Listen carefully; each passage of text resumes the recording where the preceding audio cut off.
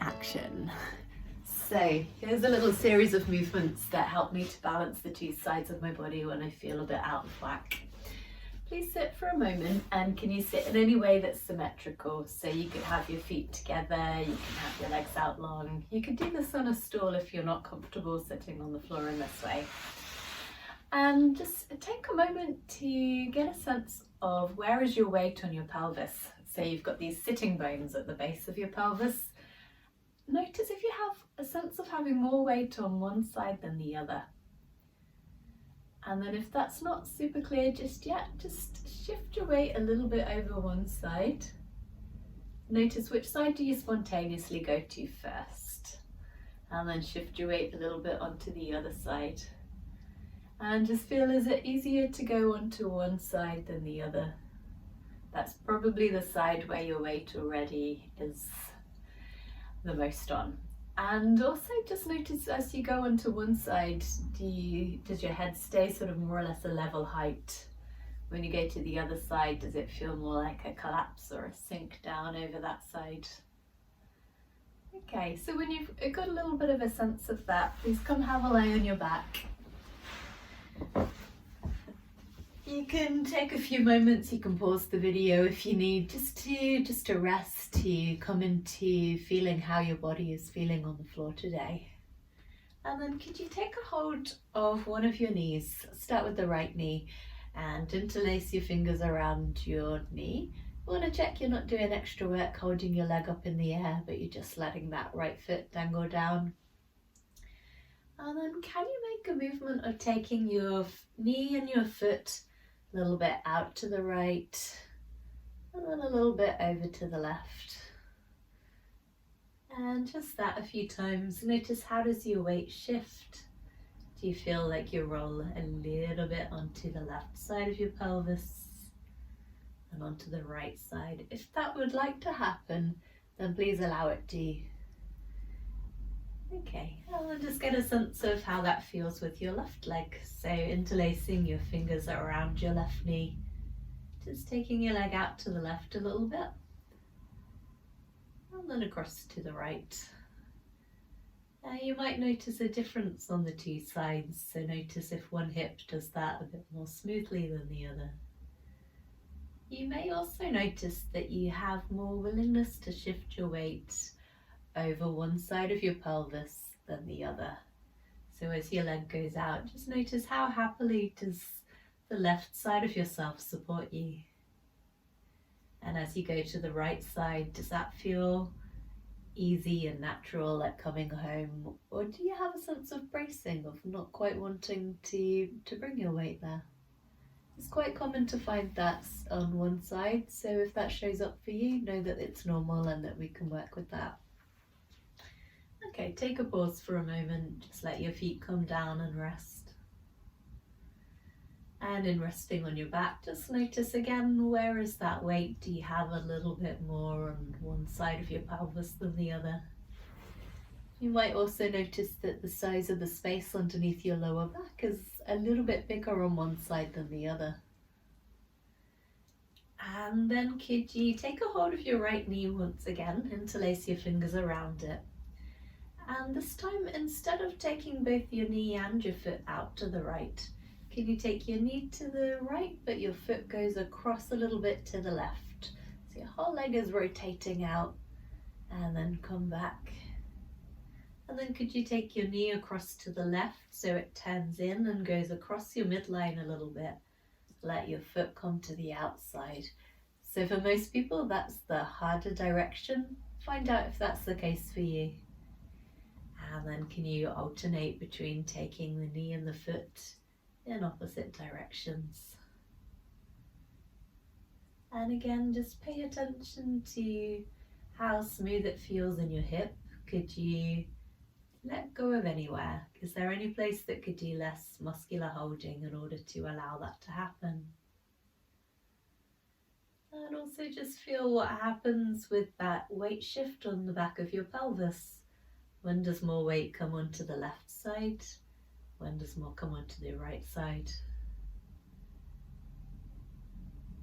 Okay, and take a pause, just give that a moment to settle into your body.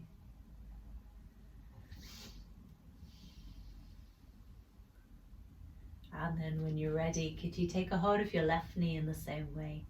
And have a play with that movement on this side. So as the knee comes to the outside, the foot's traveling across to the inside. And really don't worry about how far it goes. It doesn't need to be a large movement. And then the knee goes in across the midline of your body as your foot comes to the outside. And just alternate between those two.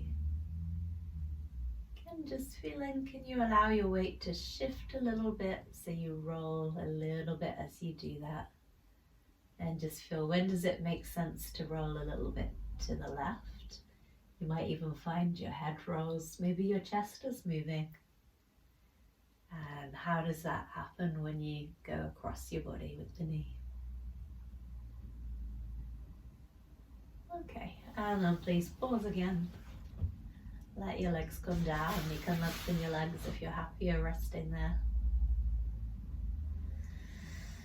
And just feel how your breath is now. If your breath starts to slow down when you pay attention to your body, when you tune your mind into your body, it can have this very relaxing effect, a feeling of putting things right how they want to be. Please bend your knees once again. Take a hold of that right knee. And we're going to come back to exactly the same movement.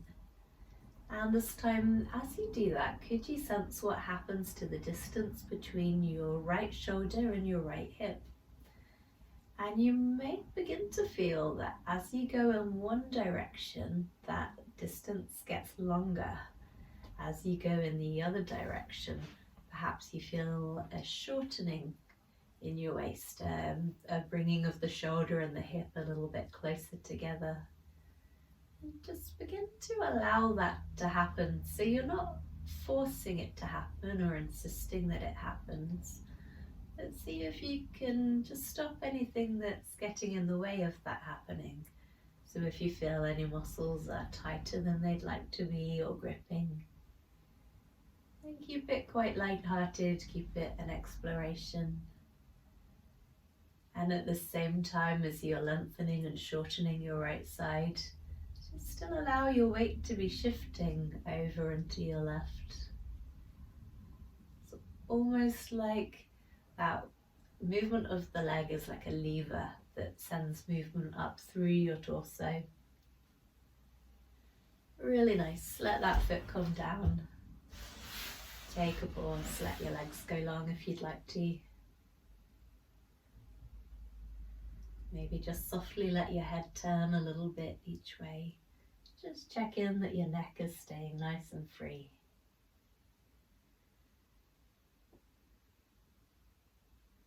Great.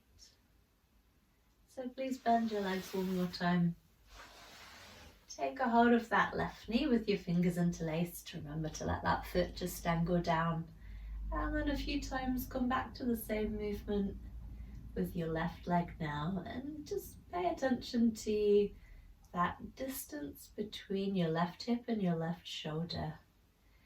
And you want to see if you can find a gentle side bending happening so that you lengthen your left side and then you shorten your left side a little bit. You might feel your head moves on the floor. That's absolutely fine. You can allow that to happen. And then of course, if your left side is shortening and lengthening, the same thing but in opposites is going to be happening on the right side. So as your left side gets shorter, your right side has to lengthen.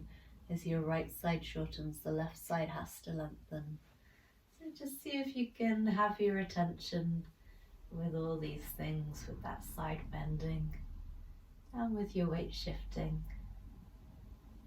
It's a lot to pay attention to, I know. I think the nice thing with Feldenkrais is that it takes so much attention into your body. It can be such a break for your head from any repetitive thoughts that have been going on through the day. So please take a rest one last time. And then if you come back up to sitting, or to sitting on your stool, however you were at the beginning, just take a moment to sit and just feel how's that distribution of your weight between the two sides of your pelvis, between those sitting bones underneath you. See if there's a little more symmetry, a little bit more balance. And then just go ahead and just come back to shifting your weight a little bit over to one side, a little bit over to the other side. And just feel, has that become a little bit easier? Does your body know a bit more what to do on the two sides? I think this is a great lesson for when you've got any repetitive type issues going on with your hips, ankles, knees. Often they come from a long-term pattern of always having the weight on one side, which is a very common thing to do. It's a bit like how we have a dominant hand, we also have a dominant side that we stand with. But the more we can give the body a break, we can find the balance between the two sides without perhaps ever making them exactly the same. But the more we manage it, the less strain is always going to be going into one side. You're redistributing, so every part of you does its fair share of the work. Great, so have a walk around in your own time and see if that's created a new set of sensations in your body.